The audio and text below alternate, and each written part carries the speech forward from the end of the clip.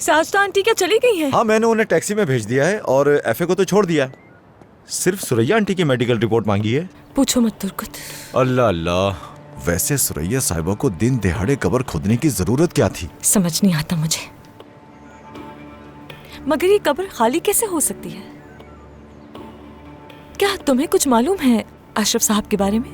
नहीं, मुझे क्या मालूम होगा, यानी वो तो बरसों पहले ही मर चुका है, मुझे नहीं पता। देखते हैं फिर।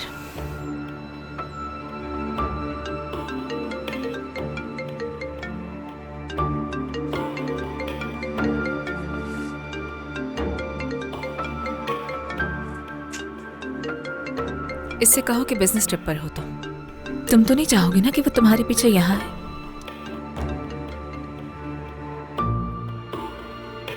हारिका, कमाल कहाँ हो तुम? मैं बहुत फिक्रमंद हो रही हूँ। बस काम के हवाले से मुझे आना पड़ा है। ऐसे वो बिल्डिंग के जो वारिस हैं उनसे मुलाकात करनी थी। मुझे क्यों नहीं बताया इस बारे में? बता नहीं सका, बस अचानक ही हुआ। अच्छा, क्या तुम ठीक हो? ठीक हूँ, परेशानी की बात नहीं। कमाल, काश तुम होते यहाँ पर इतना कुछ अजीब सा हो रहा है। काश कि तुम होते, मुझे तुम्हारी जरूरत थी बहुत। आंटी ठीक नहीं है, बहुत अजीब और गरीब बातें कर रही हैं। इतनी बातचीत काफी है।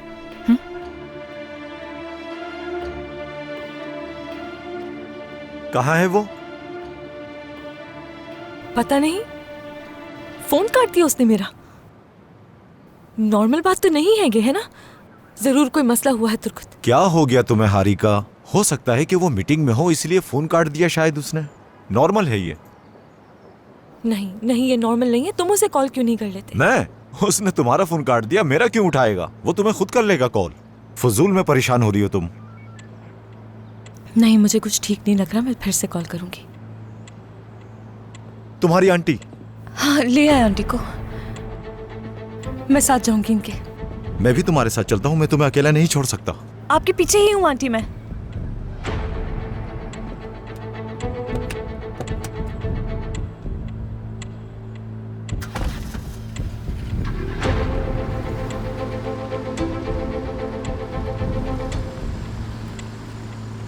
अब जब हमारी बात हो ही रही है, सुरैया के बारे में बताओ मुझे।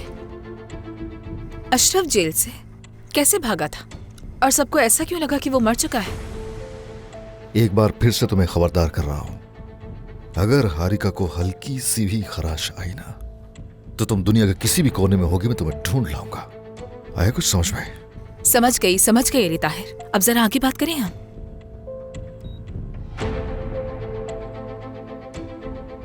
तुम्हारे दादा हलील सार्जेंट का शुक्रिया, उन्होंने बहतान लगाया मुझ पे गद्दारी का, और सुरैया ने उस बहतान पर यकीन कर लिया।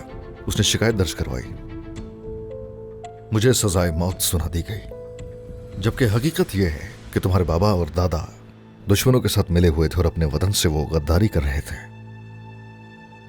यानी असल वतन के गद्दार वो दोनों थे। झूठ है ये सब।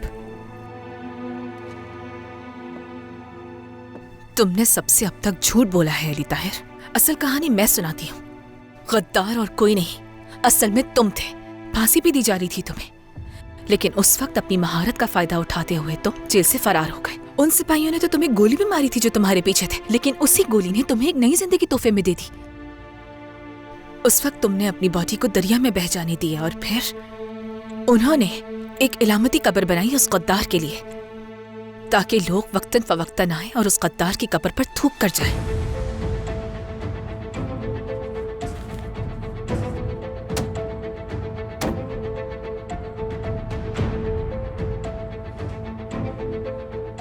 मैंने वेस्ट बर्लिन में किसी की जान नहीं ली। पहली बात तो यह कि तुम्हारे बाबा ने ही मुझे उस लैब से भगाया था, क्योंकि वो जान चुके थे कि वो इस्तेमाल हो रहे हैं, और तुम्हारे दादा ने इसी बात पर तुम्हारे बाबा को सजा दी। उसके बाद उन्होंने मेरा पीछा किया और मेरे कपड़ों पर लगे खून के धब्बे जो सुरैया ने देखे थे वो उस डॉक्टर के थे जिसको मैंने आग से बचाने की कोशिश की थी। सुरैया ने मुझ पर यकीन नहीं किया। अगर उसने ये कदम ना उठाया होता तो वो सब कुछ उसे बता देता जो तुम्हें बता रहा हूं यहाँ। तो तुम ये कह रहे हो कि 130 साल तक वो राज छुपा कर रखा सबसे? अब ऐसा क्या हो गया? क्योंकि अब मैं इससे थक चुका हूं और हो सकता है कि अगर मैंने ये राज खोल दिया तो मेरे इस राज से शायद किसी को फायदा हासिल हो, सो और शायद हारिका को भी कोई बड़ा नुकसान ना हो। हारिका को तो अब तुम कभी नहीं देख पाओगे अली ताहिर।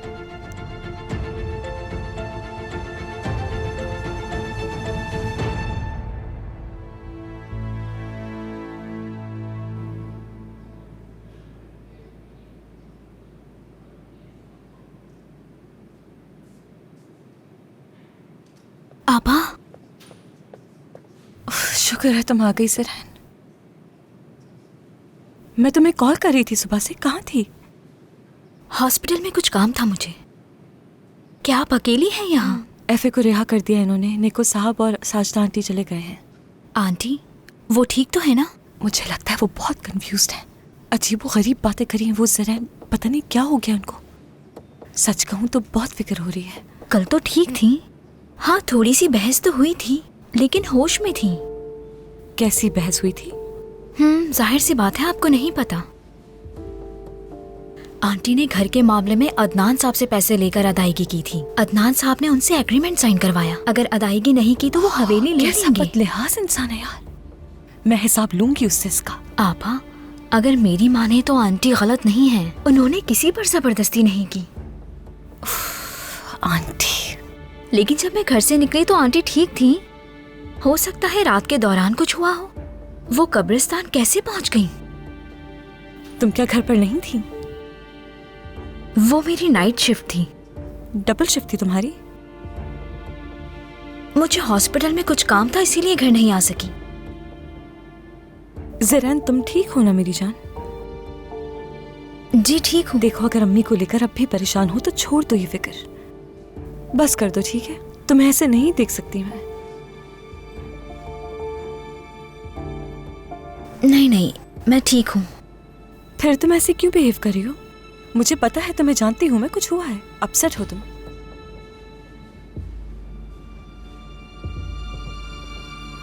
बताओ। आपा,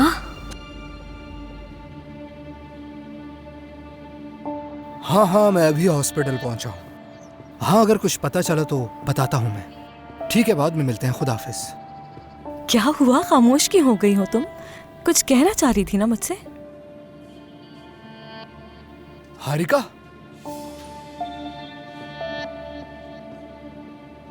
जिम, तुम कहाँ से आ गए यहाँ?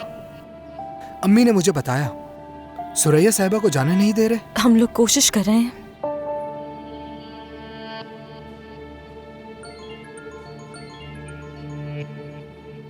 ऑफिस से कॉल आई है, आंटी के बारे में कुछ पूछा था। हाँ कहो दीदम। जरीन, तुमने हारिका को कुछ बताया तो नहीं ना? क्या लगता है? मैं कैसे बताऊं उन्हें? नहीं जरीन, तुम किसी को मत बताओ।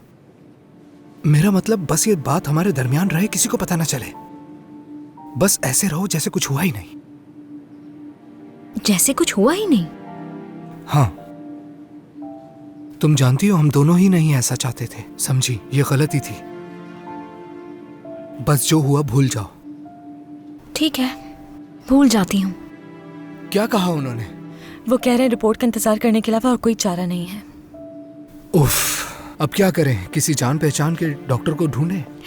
अगर हम डॉक्टर तलाश कर लें जिम, क्या बकवास कर रहे हो? वो रिपोर्ट कैसे बदल सकते हैं? मैं रिपोर्ट बदलने का नहीं कह रहा, मुझे नहीं पता, बस हम अमल तेज कर सकते हैं। बकवास बंद करो। तुम दोनों के बीच कोई मसला हुआ है क्या? अरे नहीं, हमारे दरमियान क्या हो सकता है? इसलिए पूछ रही हूँ क्योंकि दोनों उलझ रहे हो आपस में। कुछ नहीं आपा, क्या हो सकता है? मैं हाइपर नहीं हूँ। हाँ, क्या सूरत हाल है? जो टेस्ट बहुत जरूरी थे हमने वो कर लिए हैं। कल उनकी रिपोर्ट्स आ जाएंगी।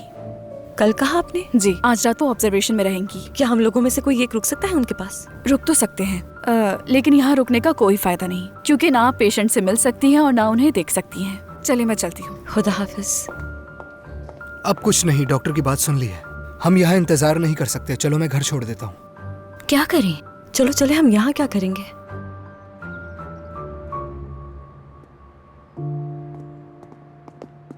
खुदा हाफिज।